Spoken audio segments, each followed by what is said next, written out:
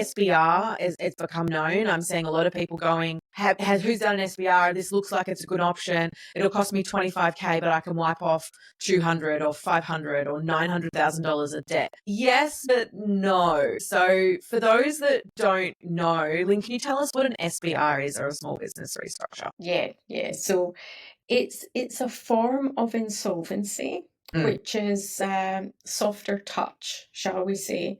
So it was brought in during COVID to help businesses to more quickly and cheaply restructure. Now, it's effectively an arrangement with creditors, and it's governed by a small business restructuring practitioner.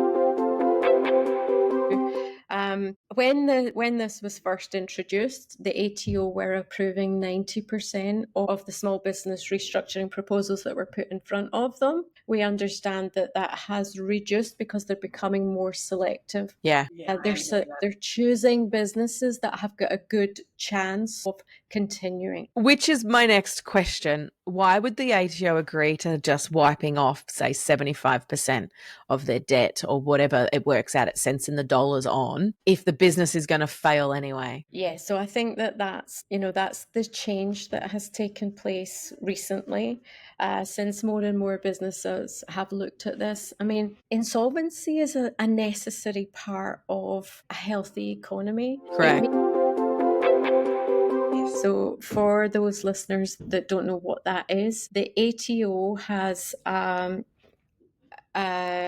tool at their disposal which enables them to serve a notice on a director of a business that is not engaging and not paying tax.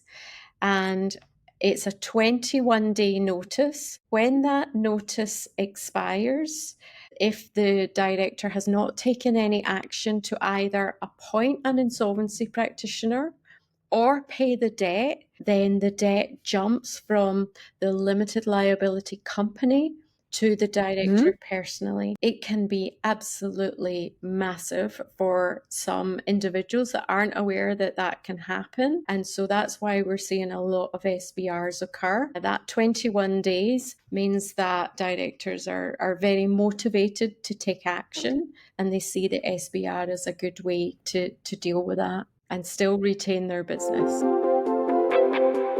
But the other feature that's very, very different is that when an insolvency practitioner is appointed, they are normally personally liable for what the business does during their period administration of control. period. Yeah. So, but in an SBR, it's very, very different. The directors are still in control of the business, and the insolvency practitioner or the SBR practitioner has no personal liability. I have heard that used as, it's been a sales tool used for my customer to have the SBR go through because you're still in control. And that's their argument why it's not an external administration, but there's still an appointment. There's still an appointment, yeah.